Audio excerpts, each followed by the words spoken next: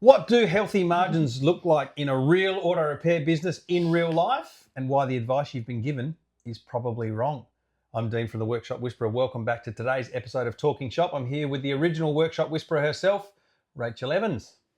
Hello, hello. So what do healthy margins look like? Well, when clients come into the engine room, there is this huge wide spectrum of what they have perceived a healthy profit margin to look like.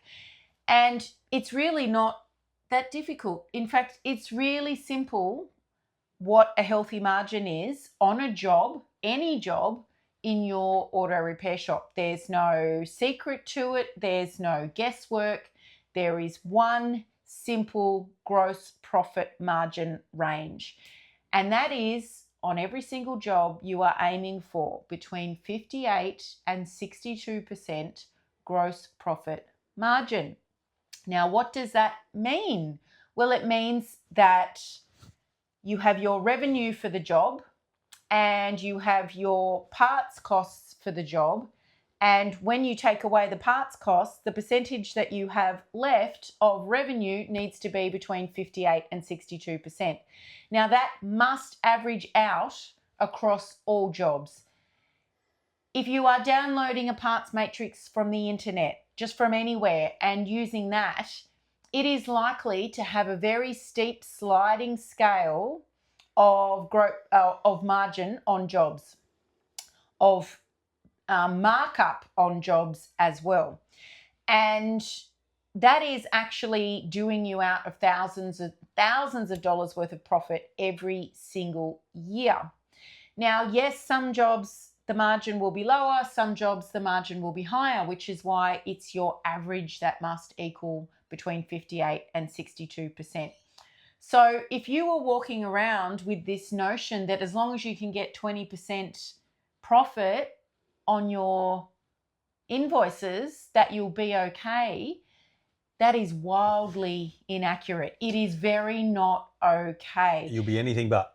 And the reason it is not okay is because your business needs between 58 and 62% of the revenue that you charged for that job in order to fund the operating expenses of the business. So let's just pick the number in the middle, which is 60%. We need 60% of all your revenue to still be available to your business so that you can fund all of those operating expenses that live in the expenses part of your profit and loss. And then when we've taken out those expenses, there's one other number that you need to be factoring, and that is your net profit number. And there's a very simple number for that as well.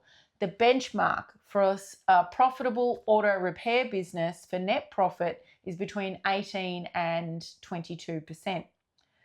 So when we take that from our gross profit margin number, you've got, on average, about 40% of the total revenue value of all of your invoices. For every job you do in your repair shop, you've got about 40% to spend on your operating expenses. That includes your team wages. That includes all of your utilities, subscriptions for software. All the bills you pay, yeah. Your bills, your utilities, your team salaries, super, annual leave, all of those costs add up to make up your OPEX. Your operating expenses, that's right. And then after that equation is done, what's left over is net profit, which most think is then immediately available to the owner, but not quite yet. Not quite yet, no. Because before the owner can have some, any debt repayments need to be paid out of that amount. So those debts or liabilities live over on your balance sheet. They don't live on your profit and loss. So this is where business owners get confused because they think there's a number there sitting on their bottom line for net profit. Let's say it's $100,000, but they don't have $100,000 in the bank. So they're scratching their head going, where is this cash? And there's also one other person that comes knocking, and that's the tax man, who is also wanting a piece of that remaining 40%. So these are all aspects of running a profitable business that need to be put in place. So, Rach, we've heard plenty of times over the last decade from auto repair shop owners that will just say, I just throw 20% on everything or 30% on everything. Just very briefly, talk to us about why that is always going to keep that type of owner broke. For the simple fact that if you're only putting 20 or 30% onto your parts and even your labor expenses, that's not the average of 58 to 62% that we just said your business needs to run its operating expenses. So let's say you applied 30% to your parts and on top of your labor costs to do the job. If you're only applying 30%, that means that after we do the gross profit calculation, we have this tiny little slither of money that is supposed to fund the rest of the business, and then there's supposed to be something left for you after that. It's just not going to work. You're going to go out of business within a couple of years. You just will not be able to afford to do your payroll, to pay your suppliers, and then eventually you won't be able to put the roller door up again. So it just absolutely does not work.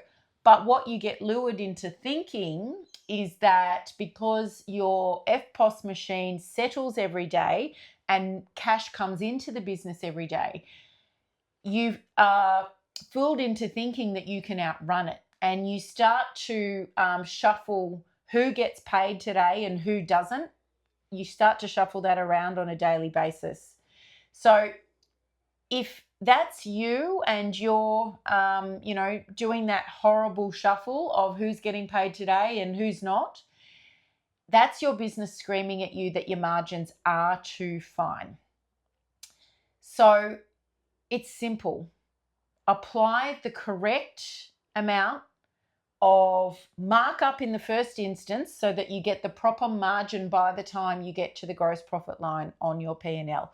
Once again, you are aiming for between 58% and 62% profit margin on every single job you do.